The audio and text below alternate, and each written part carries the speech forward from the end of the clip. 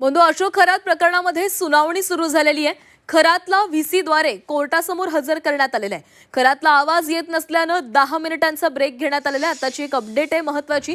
बंधू अशोक खरात प्रकरणात सुनावणी सुरू झालेली आहे। खरातला व्हिडिओ कॉन्फरन्सिंगद्वारे कोर्टासमोर हजर करण्यात आलेला आहे। मात्र काही तांत्रिक कारणास्तव खरातपर्यंत आवाज पोहोचत नसल्यानं 10 मिनिटांचा ब्रेक घेण्यात आलेला आहे।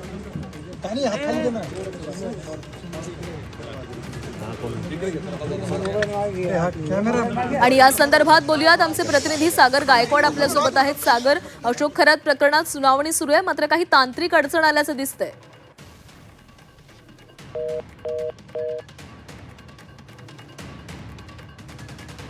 खरातला व्हिडिओ कॉन्फरन्सिंगद्वारे कोर्टासमोर हजर करण्यात आलेला आहे, मात्र खरातला आवाज जात नसल्यानं 10 मिनिटांचा ब्रेक घेण्यात आलेला आहे। बंधू अशोक खरात प्रकरणात सुनावणी सुरू करण्यात आलेली होती।